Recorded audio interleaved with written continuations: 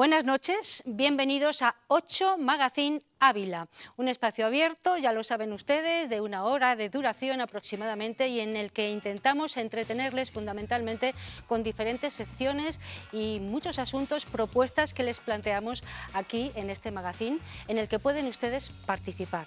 ¿De qué manera? Bueno, pues a través de una dirección de correo electrónico que les voy a recordar ahora, es 8magazine con z Ávila @rtvcyl.es.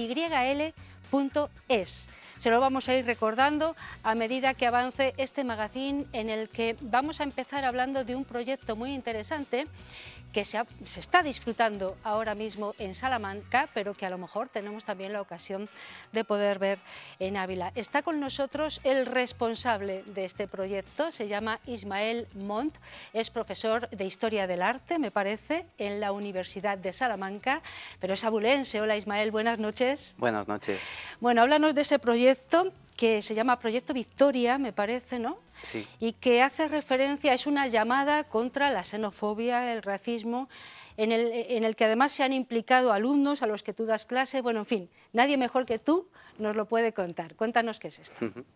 Bueno, pues mira, Ana, este proyecto nace ya el año pasado, cuando yo estando dando clase de Historia del Arte, pues bueno, veo que hay toda una serie de momentos de la historia del arte en los cuales se ha producido una gran mezcla de culturas de unos continentes a otros, y entonces me di cuenta de que podíamos dar una vuelta de tuerca a la visión tradicional de la historia del arte y aprovechar todos esos discursos, de esas, digamos, influencias, intercambios artísticos entre diferentes lugares del mundo para concienciar a la población contra uno de los grandes problemas que hoy está tratando de combatir la ONU, que es el del racismo y la xenofobia, como tú ya has comentado. Entonces dije, ¿por qué no vamos a sacar adelante una iniciativa para hacer esto? Y ¿por qué no hacerlo con mis alumnos? Intentando enseñarles cómo la cultura puede tener diferentes aplicaciones e intentando hacerles ver también cómo lo que ellos aprenden en las aulas se puede llevar fuera, ¿no? Y cómo pueden aplicar todo lo que están aprendiendo también practicando de cara a un futuro profesional. Y entonces lo que hicimos pues, fue iniciar un proyecto a través del cual queríamos entrevistar a diferentes migrantes de distintos lugares del mundo que habían llegado a Salamanca y les queríamos preguntar acerca de sus culturas. Y queríamos que fueran ellos los que, de una manera bastante novedosa, fueran quienes hablaran en Europa de su propia cultura.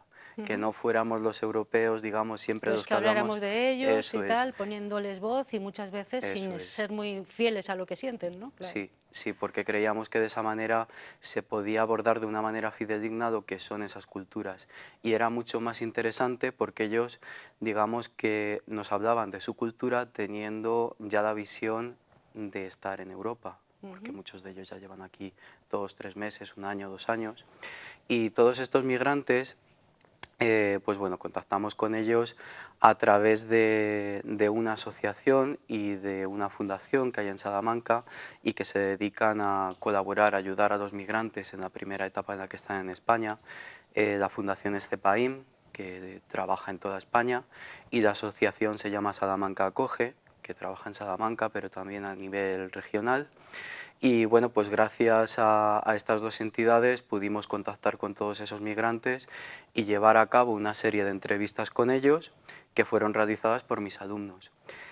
Fueron un equipo de 27 alumnos en total, cada uno tuvo un cometido. La mayor parte de ellos se dedicaron a realizar estas entrevistas, pero también algunos de ellos se han dedicado a hacer difusión de todo lo que hemos estado haciendo a través de redes sociales.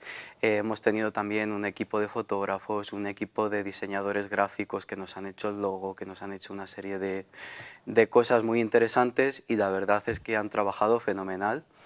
Y han visto o han sacado muchas ideas de cosas nuevas que pueden hacer y que les abren una dimensión nueva en cuanto a su futuro profesional, ¿no?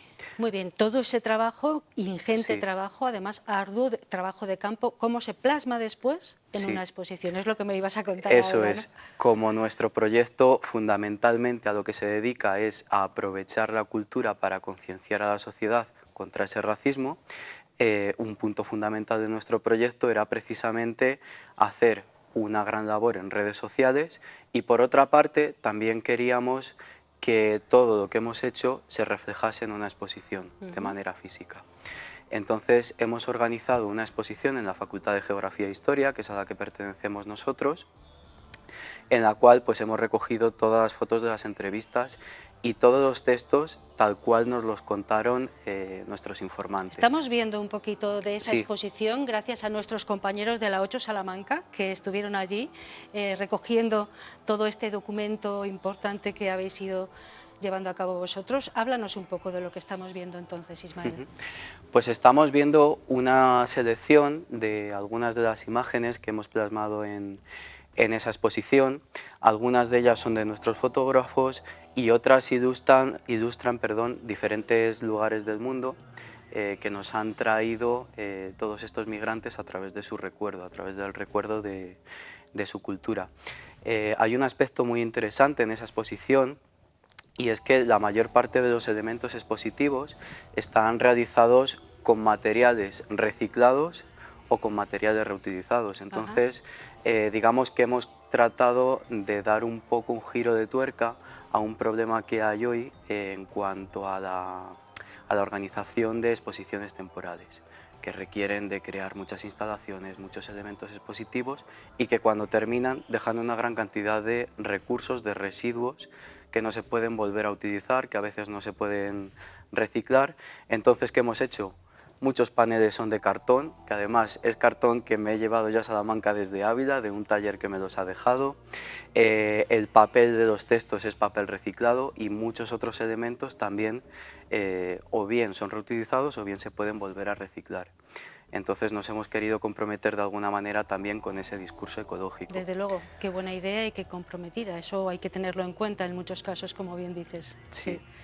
Bien, o sea que desde el principio, desde la base, esta exposición es sostenible y necesaria, por lo que estás contando, Sí. ¿no? Porque es una llamada de atención a casi toda la sociedad de aquí, europea, en este caso de Salamanca, esperemos que también abulense, para que se den cuenta de la realidad que vive a su lado y que es de personas migrantes que tienen una historia importante, ¿no?, que contar. Eso es, sí. Bueno, entonces, más o menos, ¿cuánto tiempo os ha llevado a hacer esta exposición? ¿Tener todo el material ya preparado? Pues la preparación del material ha llevado como unos 2 meses. Yo sí que es verdad que he delegado muchas tareas en mis alumnos para que ellos vieran cómo se organiza una exposición, cómo se diseña, qué cuestiones hay que tener en cuenta, porque precisamente quería que para ellos también pues fuera, digamos, una práctica diferente a lo que han hecho hasta ahora. Entonces se han tenido que enfrentar a aspectos como, por ejemplo, cómo tener en cuenta a personas con minusvalía en nuestra exposición. Desde el primer momento sabíamos que queríamos plantear una exposición que pudiera disfrutar de la misma manera a todo el mundo y que no por el hecho de tener un problema de accesibilidad fuera más incómodo verla. Entonces, ¿qué hemos hecho? Yo les propuse a mis alumnos que en el diseño de la exposición teníamos que bajar todas las fotos un poco, los textos un poco, ¿para qué? Para que una persona que acceda en silla de ruedas lo pueda ver de manera igualmente cómoda. Igualmente los textos también están pensados para los niños, para que cualquier persona los pueda leer independientemente del nivel cultural que pueda tener. Y los comprenda. Eso es, sí. Y el recorrido de la exposición, por lo tanto, también tenía en cuenta los ascensores para todas aquellas personas con problemas de movilidad. Entonces, cuestiones como esas han sido las que han llevado estos 2 meses de trabajo. Y ahora tenemos esa exposición. ¿Dónde Sí. y hasta cuándo, Ismael? Cuéntame. Sí, pues se inauguró el 16 de enero y estará hasta el 30 de enero. ¿Dónde? En la Facultad de Geografía e Historia, en horario de 8 de la mañana a 8:30 de la tarde. Así En que, la Facultad de Geografía e Historia de Salamanca. sí, Y esperamos poderla ver aquí. Es un proyecto que sí que quieres traer aquí, pero bueno, está todavía en el aire, ¿no? pues sí, a mí me encantaría traerlo aquí y bueno, vamos a ver lo que pasa. De momento, desde luego, el proyecto, digamos, que no va a finalizar porque hemos presentado este proyecto a un congreso internacional de humanidades que va a haber en Venecia en el mes de julio, por lo tanto nosotros continuamos. Se acaba la exposición, se han acabado las entrevistas, pero continuamos. Entonces esperemos que esa vida en la que continúa el proyecto pues tenga también una parte aquí en Ávila, ¿no? Proyecto Victoria, así se llama esta exposición que ha organizado Ismael junto a una treintena de alumnos suyos de Historia del Arte de la Universidad de Salamanca. Hoy Ismael Montt, que es abulense, más concretamente de Navatalgordo, hay que decirlo, ¿verdad? Eso es. Nos lo ha estado contando. Muchísimas gracias, Ismael. Enhorabuena para ti y para todos tus alumnos. Enhorabuena. Muchas gracias, Gracias, Ana. buenas noches. Buenas noches. Vamos a hacer una pequeña pausa y enseguida estamos con ustedes.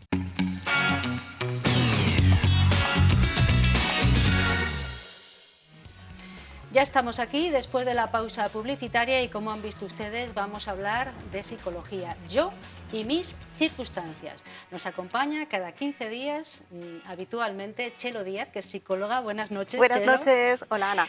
Y hoy vamos a hablar de un concepto que es un concepto muy volátil, es la felicidad, nada más Sí. y nada menos, tan deseada Sí. y tan añorada en muchos casos, pero que en realidad no sabemos definir muy bien y es una cosa inmediata, casi efímera, ¿no? No sé. Efectivamente. ¿Qué entendemos por felicidad y por qué la sobrevaloramos tanto, no? Porque es muy rica.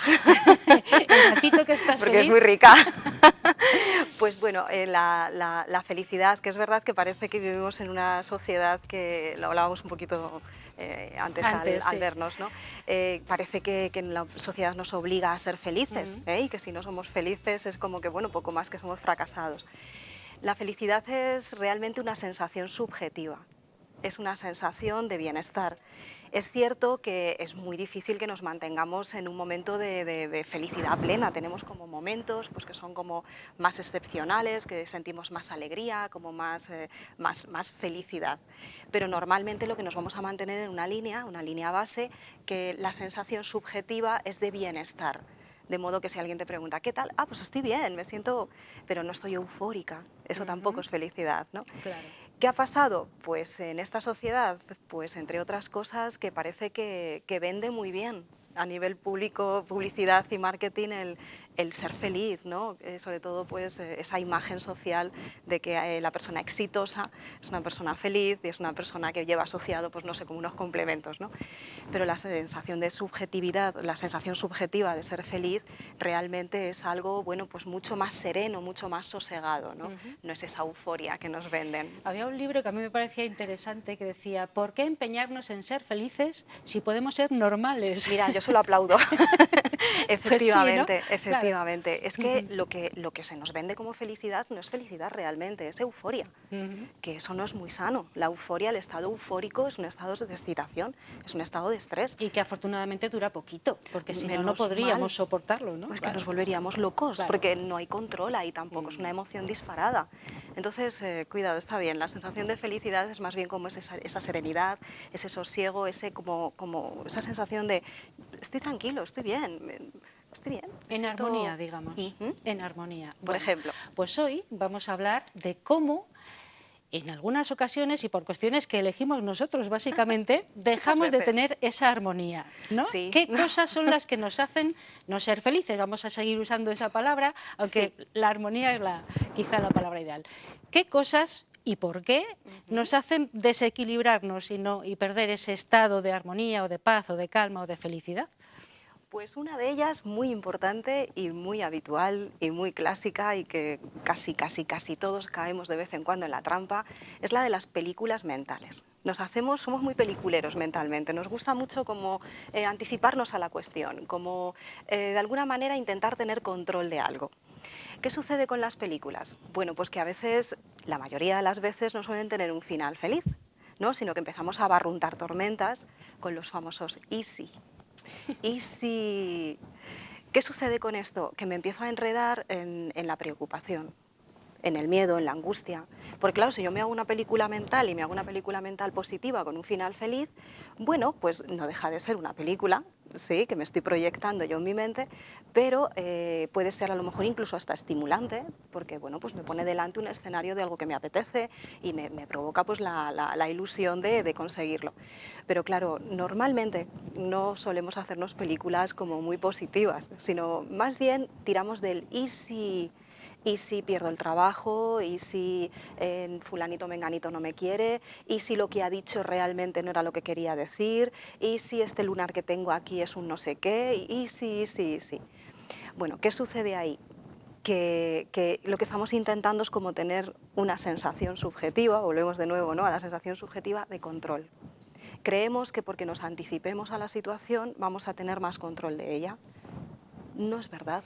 De Y hecho, además, esas situaciones suelen no suceder nunca, ¿no? bueno, además, Claro. sí, o sea, ¿qué probabilidad hay real de que eso que tú te estás ahí aventurando en tu cabeza suceda?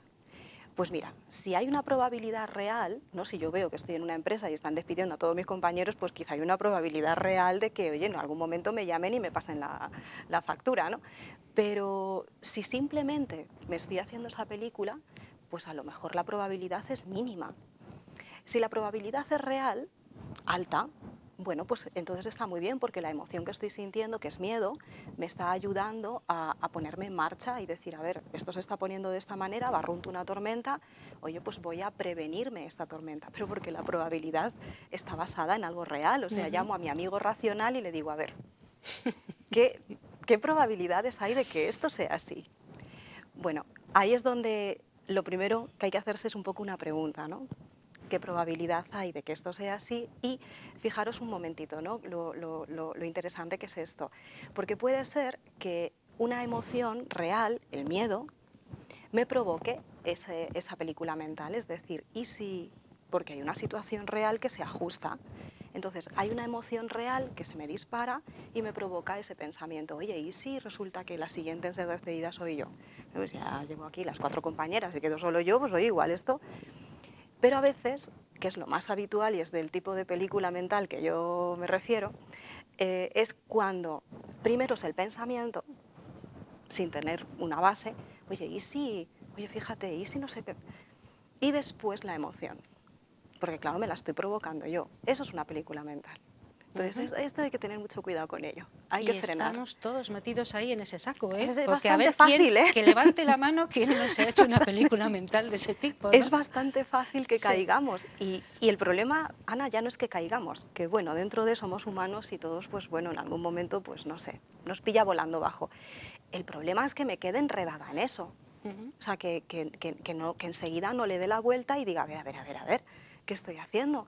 Sino que, oye, pues que al final le voy dando como de alguna manera espacio en mi mente a eso, lo voy alimentando y claro, se convierte en un monstruo que es que nos roba la tranquilidad, nos roba la paz.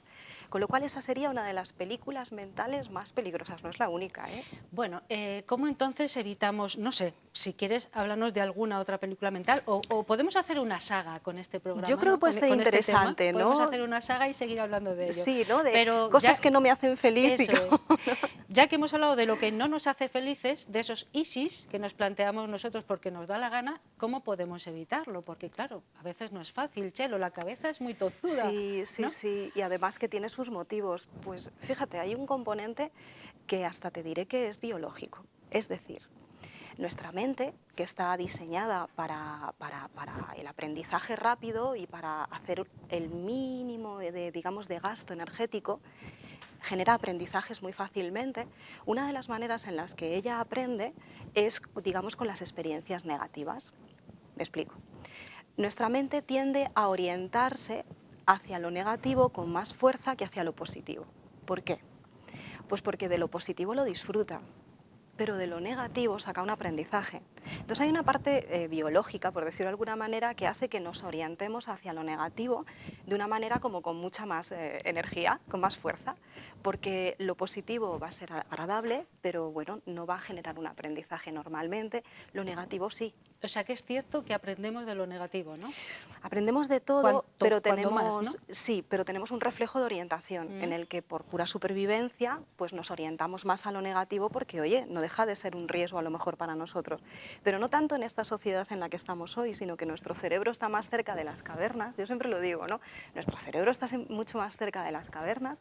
Cuando vivíamos rodeadísimos de peligros, que de esta era en la que vivimos ahora, en la que, bueno, pues los peligros son otros, pero son diferentes, ¿no? No vivimos igual con esos peligros que antes salíamos, nos comía un león, no sé, las cosas eran mucho más peligrosas.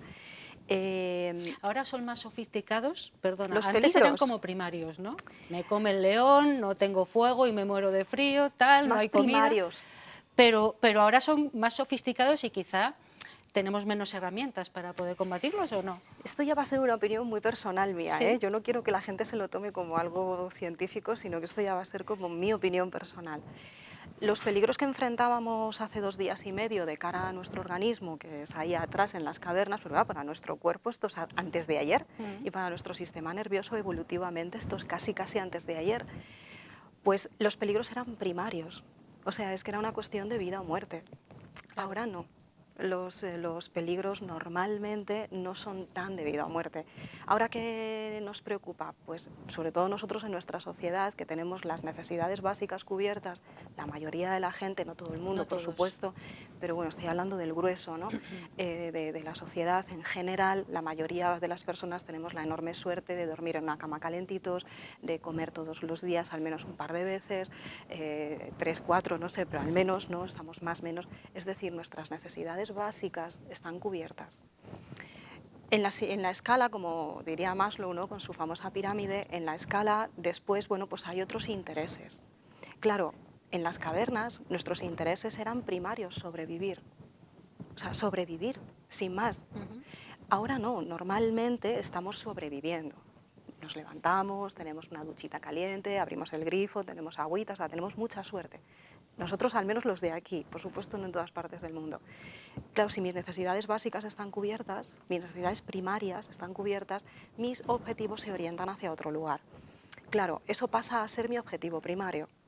Pues no sé, pues que me quiera fulanito, que hoy pues fíjate me sale una cana aquí, ¿no? Y empezamos a tener otro tipo de prioridades igual menos importantes, pero que claro, cuando están cubiertas las otras, pues no, pues el último teléfono que sea de generación no sé qué, y últimamente pues ya, que eso sería otro programa, los like, ¿no? Ajá, Los famosos like y el nutrir el ego desde, bueno, pues un poco la aceptación de la fuera, ¿no? Entonces, bueno, estamos ya fuera de tiempo, pero ¿con qué frase nos... Sí, se nos va el tiempo volando, Chelo. ¿Con qué frase nos quedamos hoy y retomamos dentro de 15 días? Pues vamos a dejar de hacernos películas mentales, vamos a cuestionarnos la probabilidad de que realmente eso pueda ser y voy a ver muy claramente si fue el miedo el que me provocó ese pensamiento porque hay una situación real o si fue el pensamiento el que provocó miedo. Si fue el miedo, entonces me pongo a funcionar para resolver y digo, a ver, esto hay que resolverlo. Si fue el pensamiento el que me provocó el miedo, la angustia, la ansiedad, entonces voy a cambiar el chip, voy a hacer una parada de pensamiento, voy a parar y voy a decir hasta aquí de la película mental, no más. Y me voy a hacer otra cosa. Muy bien, hay que saber parar, hay que decir hasta aquí, hay que romper ese círculo vicioso que muchas veces es el que nos tiene tan complicados. Los pensamientos llaman unos a otros. Eso es, y entramos en bucle y ya es tremendo. Nos lo cuenta Chelo y en 15 días volveremos a hablar de la felicidad, de cómo combatir esos estados que nos impiden estar en equilibrio, ser felices. Chelo Díaz nos lo va a contar. Muchas gracias, Chelo, Gracias y muy buenas a vosotros, noches. gracias a ti. Hasta pronto. Adiós. Y ahora vamos a hablar de salud. Ya saben que tenemos un programa dedicado expresamente a cuidar nuestra salud.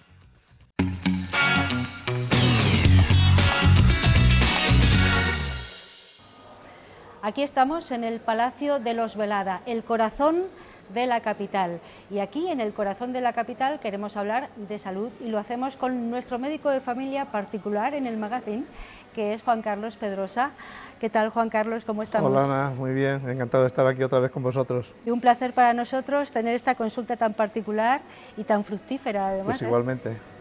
Bueno, hoy me parece, Juan Carlos, que nos proponías un tema bien interesante, que es el del tabaco, el tabaquismo, no sé si o la habituación al tabaco, vamos a hablar, sí, ¿no? Vamos a hablar hoy del tabaco, sobre todo porque el tabaco ahora está muy de moda. Desde hace unas semanas el Sistema Nacional de Salud ha decidido entrar en la subvención de la Seguridad Social el tema de los medicamentos relacionados con el tratamiento de la deshabituación tabáquica, lo que consideramos que desde el punto de vista de la medicina de familia y de la medicina en general, que es un hecho muy importante para los fumadores. Por cierto, es que lo que tenía que haberse era cubierto anteriormente, ¿no? Porque el problema del tabaco, del consumo de tabaco, está bien determinado y es bien claro que produce muchos problemas de salud, ¿no? Pues efectivamente, digamos que el tabaco en este momento es un problema de salud pública, por dos hechos fundamentales: por el número importante de personas fumadores que hay a nivel nacional y por el número importante de patologías que están relacionadas con él. Yo había oído, no sé si es cierto o no, doctor, a lo mejor tiene algún dato que nos pueda ilustrar un poco más, que había habido un repunte. Sí que es verdad que hace unos años como que bajó el nivel de consumo de tabaco, pero que había vuelto a repuntar y en gente joven. No sé si es cierto. Bueno, a ver, realmente en las últimas décadas ha habido afortunadamente un descenso significativo en cuanto al número de fumadores, sobre todo en los fumadores del sexo masculino, en los hombres. En la década de los 90 estábamos aproximadamente en torno a un 45% de hombres fumadores y ahora, en la última encuesta nacional de salud, la prevalencia de tabaquismo está en torno al 22% en los hombres.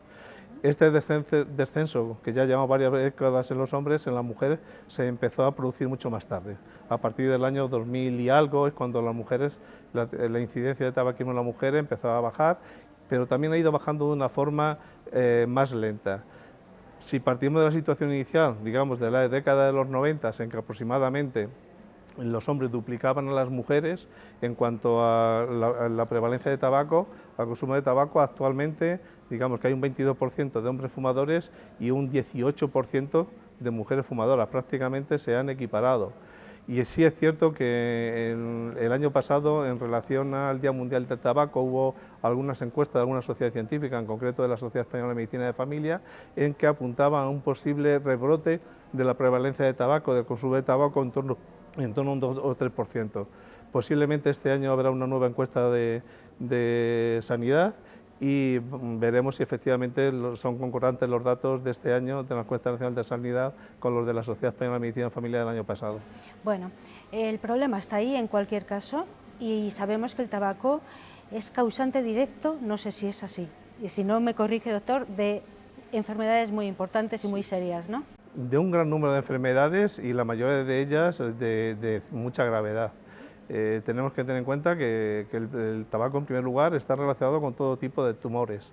Son muy conocidos y muy característicos los tumores de la vía respiratoria, fundamentalmente los de laringe y los de pulmón. El 80% de los tumores de laringe y de pulmón aproximadamente tienen como causa directa el tabaco. Pero no solo los tumores de vía respiratoria, sino también tumores del aparato digestivo, tumores de esófago, tumores de estómago, tumores de páncreas, están relacionados con el tabaco. Tumores más allá digamos que de la acción directa en la nicotina por la acción local al inhalarla o al tragarla con la saliva, como por ejemplo también los tumores de vías urinarias. La mitad de los tumores de vejiga tienen su origen en el tabaco. Y fuera de los tumores hay un gran número de enfermedades también relacionadas con ellas, las enfermedades cardiovasculares, que son causa de importante mortalidad a nivel y mortalidad prematura, sobre todo los infartos de miocardio, los accidentes cerebrovasculares, la claudicación intermitente, que es la afectación de las arterias de los miembros inferiores, aquellos pacientes que tienen dificultad para caminar porque cuando caminan un cierto tiempo se tienen que parar por el dolor que tienen en las pantorrillas, lo que llaman la claudicación intermitente. Luego, enfermedades del aparato respiratorio que no son tumorales, el enfisema, la bronquitis crónica, son enfermedades relacionadas directamente con el tabaco, prácticamente no se ven si no es en fumadores, si no es en pacientes no fumadores.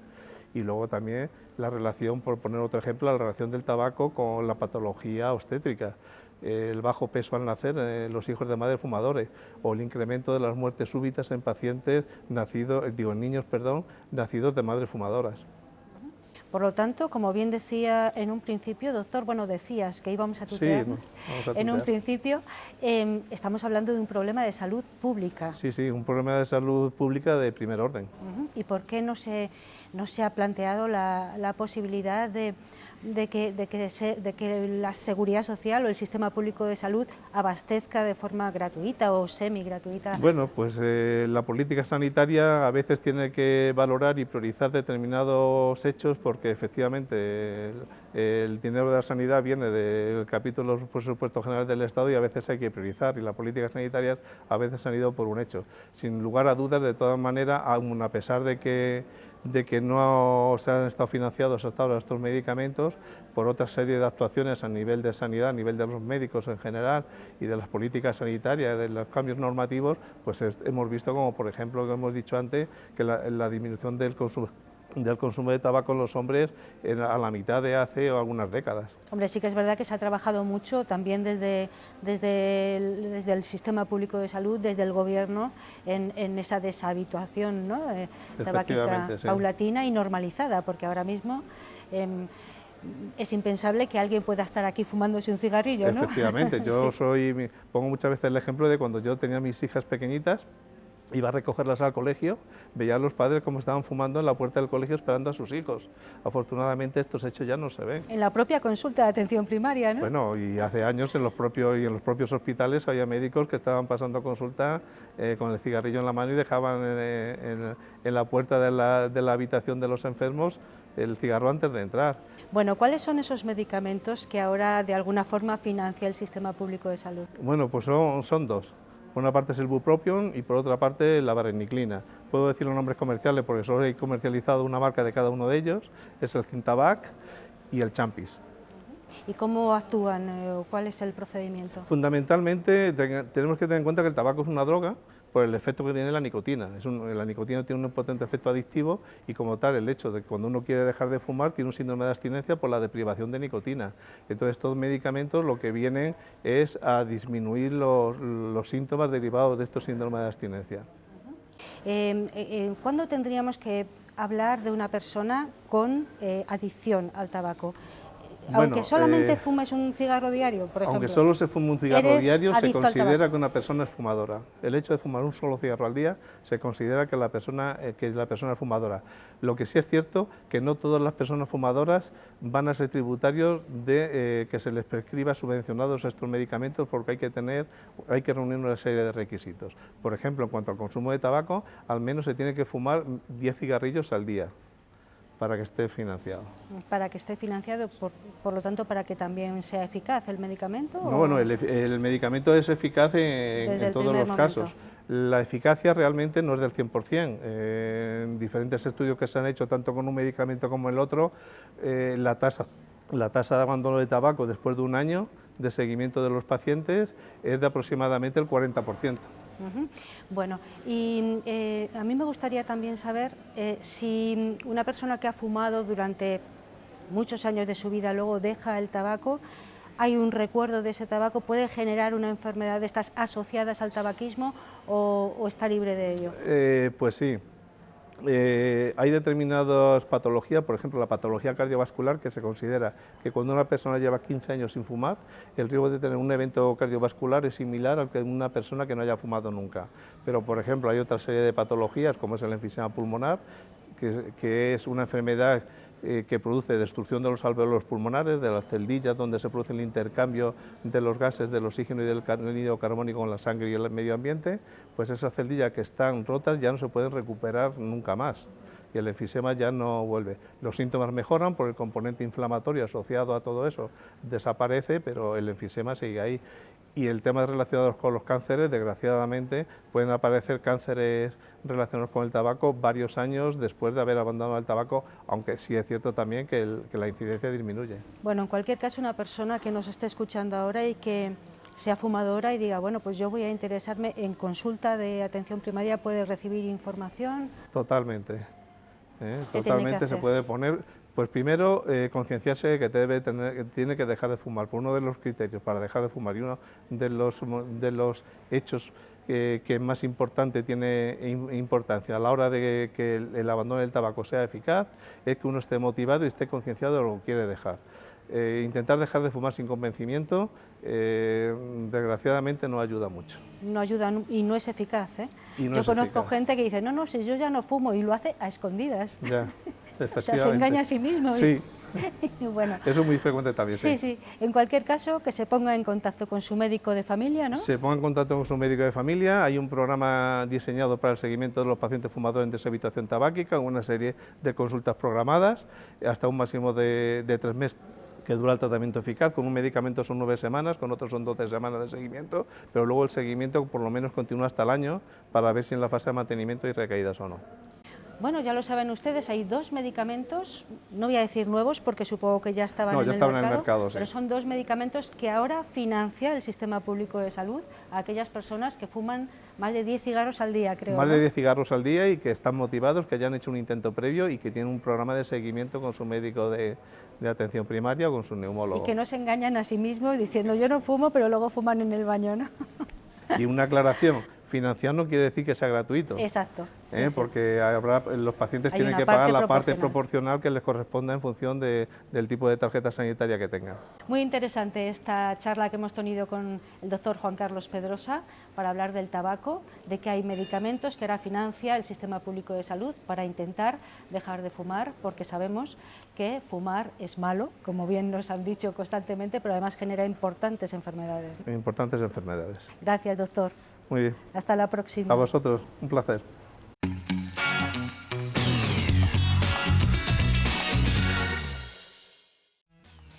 Ya lo han visto ustedes, siempre en Los Velada hablamos de salud, en este caso del tabaco y de algunas novedades relacionadas con ello. Nos lo cuenta siempre Juan Carlos Pedrosa. Ahora hacemos una pequeña pausa publicitaria y volvemos.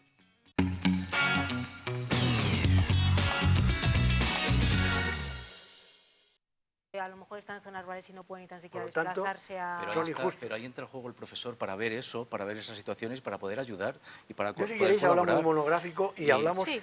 tema, Vamos a razón tener- a razón, por qué los deberes son contraproducentes. Vamos a tener y son que- gravemente lesivos Vamos a tener que hablar Para- de ello para su otro desarrollo. día. para su desarrollo. Pero ¿por qué no lo callamos? ¿Por qué nos guardamos que me está maltratando psicológicamente? ¿Por qué me lo callo? Tengo ¿Por qué? miedo, No lo sí. sé.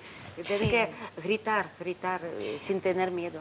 Hoy hablábamos de este asunto también y nos comentaban que hay mujeres especialmente vulnerables, que son mujeres rurales, en los pueblos todavía están más acotadas, mujeres rurales y mujeres con discapacidad. Es que no hemos recaído E en eso, ¿eh? inmigrantes.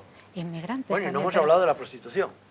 Y dentro de 15 días tenemos otra cita, hablamos de otro asunto, si os parece. Hacemos política. Sí, Claro. encantada. De cualquier cosa de lo que hoy se nos ha quedado en el tintero. Uy, se nos ha quedado todo en el El tintero. trabajo, el Todo, paro, la todo. vivienda. Es que Hay cada muchas tertulia vamos cosas. acumulando Eso cosas. es. Bueno, después de la publicidad tenemos tertulia, señores, cada 15 días y ya lo han visto ustedes, se nos queda todo en el tintero cada vez que tenemos tertulia y mire que tenemos un poquito de tiempo para dialogar, pero bueno, somos muchos aquí en la salita de estar y muchos temas que queremos contar. Ana Encinar, Rubén Jiménez, Pablo Martín, Julio Collado, Osana Smereca, buenas noches a los 5. Buenas noches. Si queréis hablamos de lo que se nos queda en el tintero, porque se nos queda todo en el tintero, pero yo creo que Julio va a querer hablar de educación básicamente. ¿Queréis que empecemos con un cuento? Uy, madre, qué peligro. En lugar de Ah, por un terminar, cuento. empezamos. Porque Gianni Rodari, bueno, se lo dedicamos a las maestras y los maestros de las edades más pequeñas, y a Rubén también, porque está aquí. Vale. A Digo Rubén porque- y a Pablo, que y también. a Pablo también, claro, porque claro. hacen un trabajo impagable y encima muy criticado muchas veces, Venga. sin razón. El joven cangrejo. Un joven cangrejo pensó, ¿por qué en mi familia todos caminan hacia atrás? Quiero aprender a caminar hacia adelante como las ranas y que se me caiga la cola si no lo logro. Comenzó a ejercitarse a escondidas entre las piedras del arroyo natal y en los primeros días se fatigaba mucho. Chocaba por todas partes, se magullaba la coraza, se le trababa las patas. Pero transcurrido un tiempo las cosas marcharon mejor, porque todo se puede aprender si se quiere. Cuando estuvo seguro de poder hacerlo bien, se presentó a su familia y dijo, vengan a ver. E hizo una magnífica carrera hacia adelante. Hijo mío, estalló en llanto la madre, ¿te ha dado vuelta la cabeza? Vuelve en ti, camina como tu padre y tu madre te han enseñado, camina como tus hermanos que tanto te quieren. Pero sus hermanos no hacían más que reírse a carcajadas. El padre Lo miró severamente durante un rato y después le dijo: basta ya. Si quieres quedarte con nosotros, camina como los otros cangrejos. Si quieres ser un cabeciduro, el arroyo es grande. Vete y no vuelvas más. El valiente cangrejito quería mucho a los suyos, pero estaba demasiado seguro de estar en lo correcto para dudar. Abrazó a su madre, se despidió del padre y de sus hermanos y se marchó por el mundo. Su paseo despertó de pronto la sorpresa de un corrillo de ranas que, como buenas comadres, se habían reunido a charlar en torno a una hoja de nenúfar. «¡Qué falta de respeto!», dijo una rana. «Vaya, vaya», dijo otra, «qué tontería». Pero el cangrejito prosiguió derecho como si fuera dueño de la calle. De pronto se sintió llamado por un viejo cangrejote de expresión melancólica que estaba solo junto a una piedra. «Buenos días», dijo el joven cangrejo. El viejo lo observó largamente y le dijo: «¿Qué cosa crees que estás haciendo? Yo también, cuando era joven, pensaba enseñar a los cangrejos a caminar hacia adelante. Y fíjate que he ganado. Vivo solo y la gente se cortaría la lengua antes de dirigirme la palabra. Ahora que estás a tiempo, fíjate en mí, resígnate a ser como los otros y un día me agradecerás el consejo». El joven cangrejo no sabía qué responder y se quedó silencioso, pero por dentro pensaba: «¿Yo tengo razón?». Saludó gentilmente al viejo y reanudó su camino. ¿Andará lejos el joven cangrejo? ¿Habrá hecho fortuna? ¿Enderezará todas las cosas torcidas de este mundo? Nosotros no lo sabemos, pero él seguro que sigue marchando con el coraje y la decisión del primer día. Solo podemos desearle de todo corazón buen viaje. Muy bien, bueno, pues con ese cuento, esa fábula, no sé, que ha ocupado ya todo tu tiempo de... Vale, Vale, 2 minutos. todo tu tiempo de tertulia lo has agotado, que sepas. Así que ahora, ¿quién quiere hablar? Dejamos los deberes para otro día entonces. Yo ya lo he dicho todo. Ya lo he dicho todo. A través de la palabra de Rodari. Bueno, vamos a ver, ¿quién quiere empezar? Rubén, vamos a hablar un poco, pues eso, de educación, o de si hay que seguir la línea que nos marcan, si hay que ser transgresor, en fin, ¿qué tenemos que hacer en esta sociedad? Bueno, pues en cuanto a educación hablamos, yo creo que por nuestra parte, yo te hablo del punto de vista del docente ahora mismo, aunque también podemos hablar del punto de vista del padre o de alumno, que también lo hemos sido. Yo creo que lo hablábamos antes los tres ahí abajo, una parte muy importante nuestra como docentes tenemos que ser motivadores y no lo contrario de motivadores, ¿verdad? Sí. Aparte de enseñar matemáticas o lengua, enseñarles a escribir, a leer, bueno, hay que enseñarles a pensar, hay que enseñarles a razonar y sobre todo a motivarles, a tiren para adelante y ayudarles en el camino y no lo contrario, ya que no ayudas, por lo menos no desande lo que han estado haciendo ellos. ¿Hablamos del veto parental, Pablo? Si queréis, pero da para más de un cuento. Uy, da para muchísimo. Bueno, pero es importante. Bueno, está hablando Rubén de la motivación, pero es la gran pregunta. de ese gran papel del profesor, que ahora se ha puesto un poco en entredicho con esto del veto parental, ¿o Sí, no? porque en el fondo hay un debate que está sin solucionar, que es un debate social. ¿Quién educa? Porque no somos islas, educa a la sociedad, educa los valores en el que nos reconocemos todos, educan los padres. ¿Cómo no va a educar los padres? Son los primeros responsables. Educa la escuela, educa el amigo y la televisión. Educa y hoy en día, precisamente, entonces, ¿quién es el responsable de la educación al final? Y es un debate interesantísimo porque no está resuelto. ¿Hasta dónde? Yo lo discutía en clase. ¿Es lo mismo dar una charla a niños de 8 años que a niños de 16? Independientemente de lo que piensen los padres. Es lo mismo, los padres tienen más peso ya a los 16 años uno es capaz de decidir, aunque luego no le dejen conducir ni abrirse una cuenta de banco. Es un debate interesantísimo porque estamos en un cambio social donde precisamente la diversidad nos pone delante la necesidad de juzgar.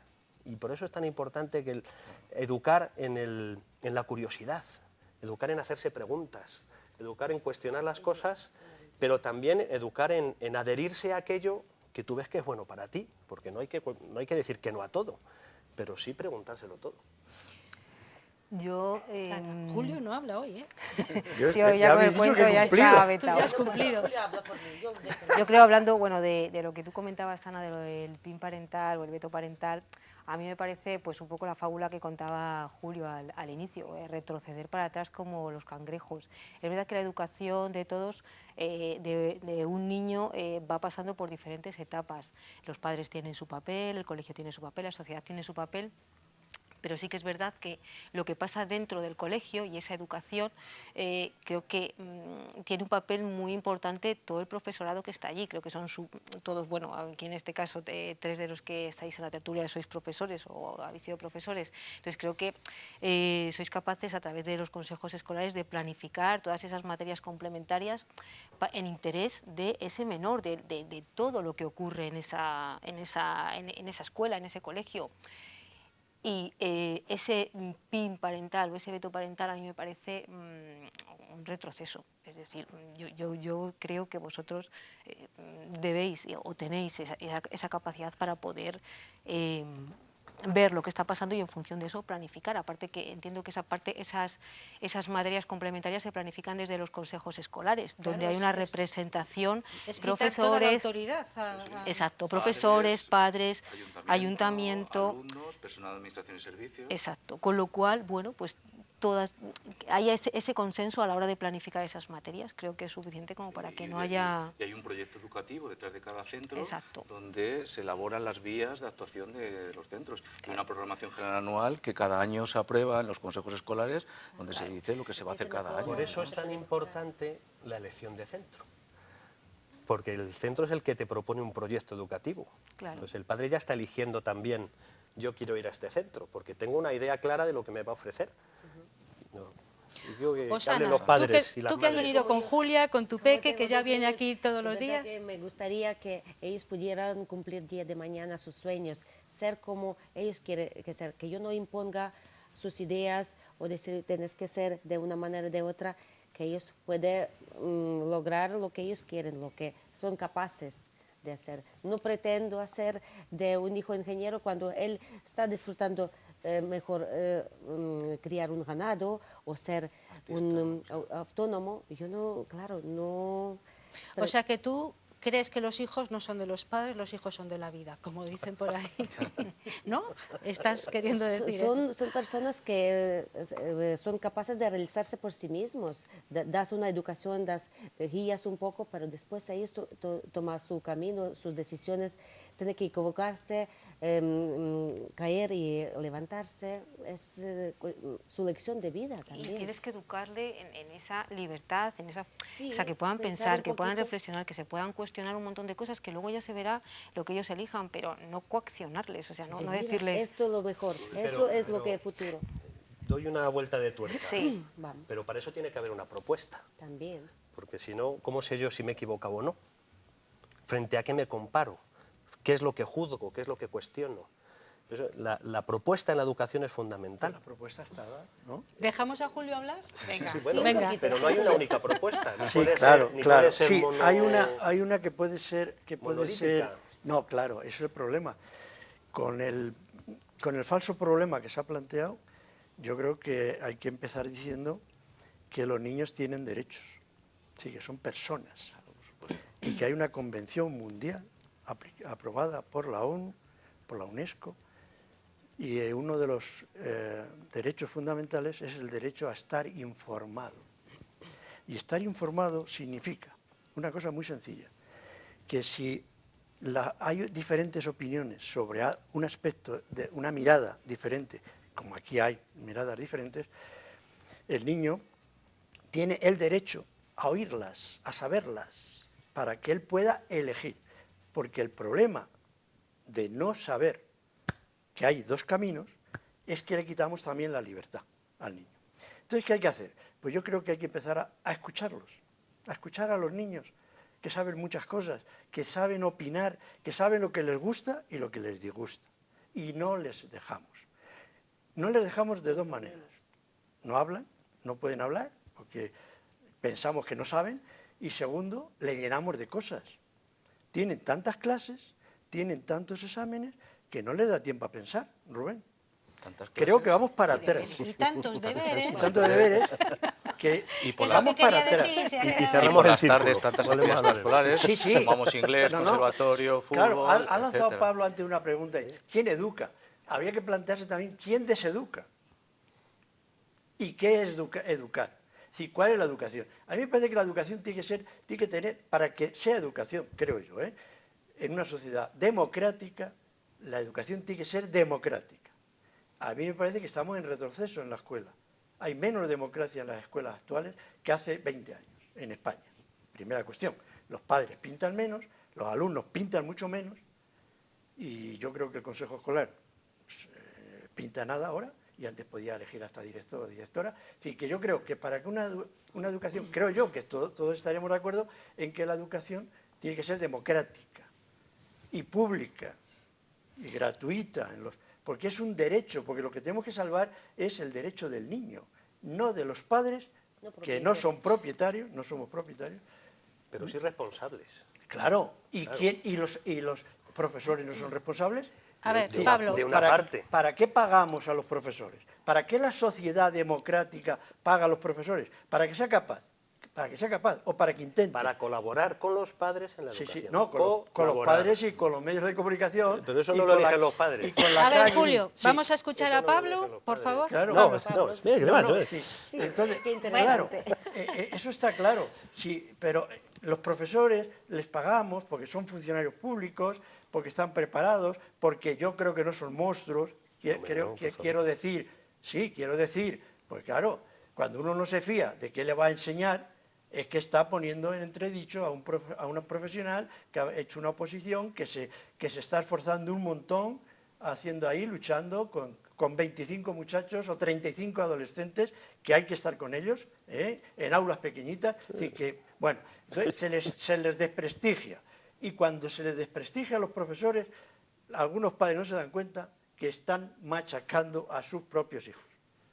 Es lo que antes comentábamos, ¿verdad, Ana? Se pone en tela de juicio la capacidad que tienen, por ejemplo, los consejos escolares, que ahí están todos representados, ¿no? Pero Rubén, Ana. tampoco nos equivoquemos con el profesorado. Vamos a ver, cuando yo accedo a la función pública, accedo a ser profesor, entiendo que la educación, que la democracia, como tantos valores, son transversales a mi trabajo. Lo tengo que hacer en mi día a día, en el recreo, en los 5 minutos, en mis clases. Pero no nos equivoquemos que a mí estoy en la función pública porque hice el grado de matemáticas, porque hice una exposición de matemáticas, y lo que me pide la administración de primeras es que enseñe matemáticas. Que enseñe matemáticas, con un currículo, con una forma. Y el resto, es decir, yo creo que la democracia, que soy más optimista que tú, creo que hay más democracia en los institutos que hace 20 años. Yo cuando estudiaba creo que el alumno no pintaba absolutamente nada. Ahora hay asambleas de delegados. En mi centro, no te voy a decir que todas las semanas, pero cada 15 días, 3 semanas. Hace 20 años más. Asambleas. Los alumnos tenían más asambleas que ahora. Pero yo hablo de asambleas de delegados, y ahora cuando hacen huelga hacen una planificación, ellos dicen por qué van a hacer la huelga, es decir, explican las cosas, que eso pasaba antes. etcétera. Sí, pero dices que ahora no hay democracia. No, digo que a mí me parece que estamos en retroceso. Yo pienso que soy Está más optimista. Sí. Y yo, además de enseñar matemáticas, transversalmente, por mi forma de dar clase, por mi forma de actuar, por mi forma de ver la vida, educas claro, también, lógico. Y enseño matemáticas, Lógico. que es el primer motivo que... Es que el profesor está para educar, transmitiendo los saberes que se le ha encargado transmitir. No solo, o sea, la manera de transmitirlo. Esa es la educación. Esa es el modo de estar. El modo de estar, y el ambiente que se crea en el aula. No solamente enseñar a sumar y a restar, sino enseñar qué significan las matemáticas para la vida, cómo explican las cosas. Sí, para la vida. Esa es la propuesta educativa. La utilidad que puedes tener durante la vida, para tu vida diaria. Sí, para el futuro, modo, entonces, en el que y introduces hacer interesante, los sobre todo, conocimientos, ¿no? hacer interesante ir a la clase con ganas, no, uy, otra vez me toca, con despertar ese interés por aprender. Por eso hay mejores profesores que otros. Claro. Pues, aunque hayan hecho la misma oposición. Otra cosa. Y estén delante de la misma clase. Y hay que valer, para ser profesor Claro, hay que bueno, valer, hay que dedicar tiempo. Sí, una Vamos a dejar ya este asunto, sí. vamos luego a esto. Yo pienso que evidentemente, o sea, cuando vosotros que sois profesores estáis en vuestras horas lectivas y hay niños en las escuelas y tal, ellos son responsabilidad vuestra. Cualquier cosa que a ellos les pase durante ese tiempo es vuestra responsabilidad, y así entiendo que os lo reclamarán los padres si les pasa algo. Entonces, esa responsabilidad atañe a todos los campos de educación, a todo lo que les pase a esos niños, incluido, bueno, con lo que hemos empezado y con lo que cerramos. Un poco esa imposición de la que se está hablando ahora de vetar ciertas materias, cuestionarlas, yo voy, tú no voy, cuestionar un poco, pues eso, al profesorado en qué imparten o qué no imparten. Entonces, Bueno. Solo antes de sacar una cosita del piparental. Vale, no sé cuánto tiempo nos queda, con un compañeros. En una casa donde hay un maltrato. Sí. Y una charla en la tutoría que se va a hablar sobre la igualdad de género. ¿Cómo va a autorizar ese padre que es maltratador en casa que su hijo acuda a esa charla? Claro. Ya está. Por eso Pues el principal es el derecho del niño. Me de la dicen niña. que nos quedan 2 minutos escasos. ¿Hablamos del coronavirus? ¿Es una invención o es real? Bueno. El virus A del ver, miedo. ¿por qué cada X tiempo aparecen estas... Siempre hay que hacerse la pregunta, ¿quién gana con esto? ¿Quién gana con esto, Pablo? Hay alguien que gana mucho dinero. Pues es lo que hay que preguntarse. ¿Quién gana con esto? Pero vamos, esto es Porque una cosa más, ¿eh? Sí, claro. El miedo a ver qué le van a decir a mis hijos en la escuela es también el virus del miedo. El miedo a ver qué aprende mi niño o mi niña es también el virus del miedo. Julio no Estamos terminó. todos los días, nos están metiendo todos los días miedo. Miedo a los huracanes, miedo a que va a nevar no sé qué, miedo... Y eso es el comienzo de tener una sociedad miedosa. Y una sociedad miedosa, ¿sabéis qué pasa? Es igual que las ovejas. Cuando una sociedad tiene miedo, no es crítica. Y eso se está buscando. Y además con deberes. Y con deberes. Es muy peligroso el miedo, eso sí que es verdad. Es lo más peligroso. Es el comienzo de los fascismos. Claro, De los fascismos. Así empiezan real, todos los pero bueno, fascismos. pero el coronavirus es El también... coronavirus es Sí, real, pero Tú no imagínate, terminamos de... tantos no sé. millones allí. Algún laboratorio seguramente se está frotando las manos. Alguien está ganando mucho Sí, dinero y seguro pregunta que si sí. quién, no lo sabemos. Están en algún sitio que no lo vamos a saber nosotros, Estará en pero la alguien nube, está ganando como mucho todo. dinero. Ahora está todo en la nube. Vamos, tenerlo clarísimo. Vamos. Bueno, aquí lo dejamos, entonces se nos ha quedado todo en el tintero otra vez. Otra vez, ¿Eh? otra vez. ¿Os dais cuenta? Pero es porque los tinteros están vacíos, casi. No Del tienen tinta. comienzo de lo que se nos ha quedado en el tintero en días anteriores, Bueno. solo un tema. Sí, uno más. Ana, Rubén, Muchas gracias. Pablo, Julio, Osana, muchísimas gracias una noche más. Nos volvemos a encontrar a ver si resolvemos alguno de los conflictos que emprendemos aquí. ¿O no? Si ¿O no? ayudamos a pensar, Se trata de eso, ¿no? si ayudamos a que piensen, ahora discutan en casa. Bueno, pues aquí lo dejamos, que discutan ustedes, es lo que proponemos, que por lo menos entablen ustedes una conversación a raíz de lo que aquí proponemos o de otros asuntos que nos pueden proponer. Ya saben, escribiéndonos un correo electrónico a 8magazineavila, magazine con z, ávila, @rtvcyl.es. Ahora hacemos una pausa publicitaria y emprendemos nuestra recta final en este magazine.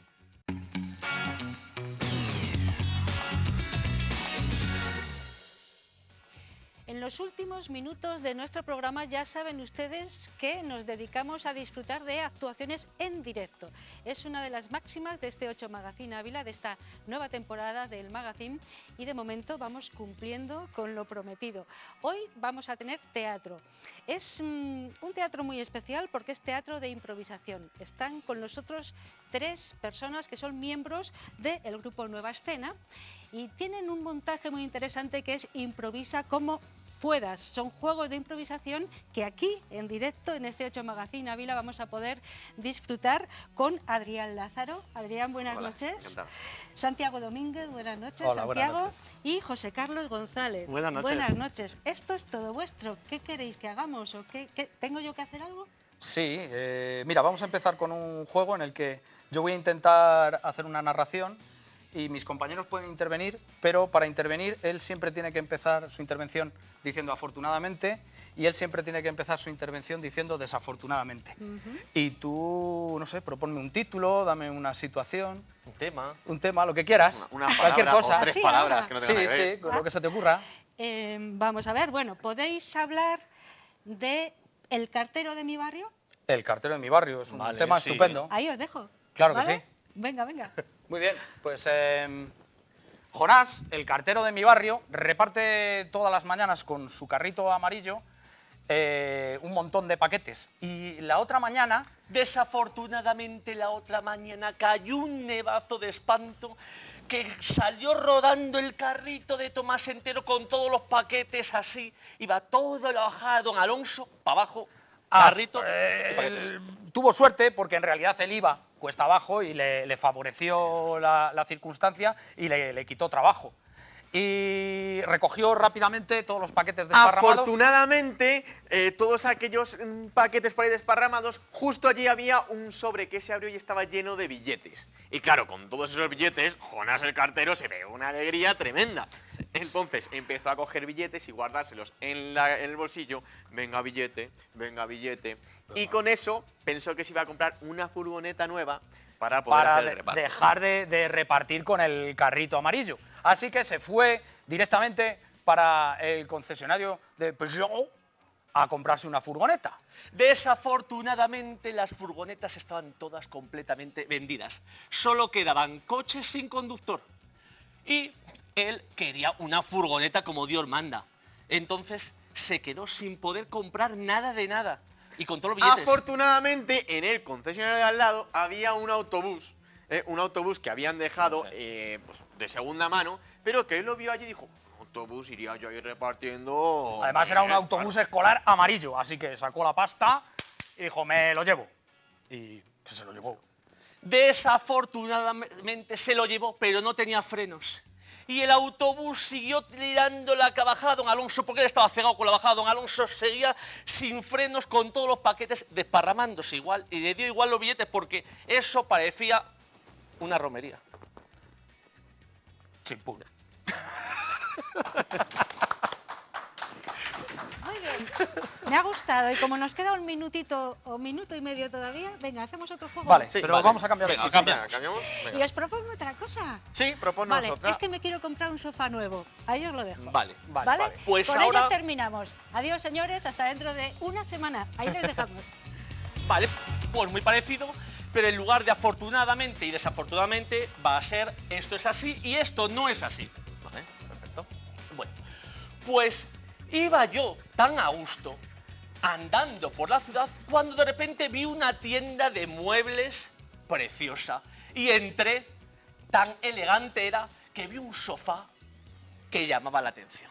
Esto es así porque el sofá de José pues se le había roto el otro día al tirarse porque llegó de casa con ganas de ver el magazine y entonces se tiró desde la puerta, cayó y desparramó todo el sofá, vamos, hecho astillas, una pena, una pena. Bueno, sí, se desparramó tanto que es que el gato salió corriendo, que le tengo que buscar porque no ha vuelto a aparecer, y entonces encontré allí un sofá de 3 plazas para mí solo, así, eso no es así, eso no es así, no es para él solo, porque tiene que pensar en que de vez en cuando nos invita a tomar el té. Así que el sofá tiene que ser de 3 plazas como poco.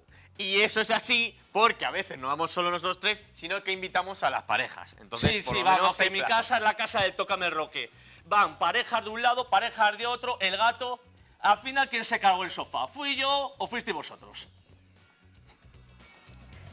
Gracias.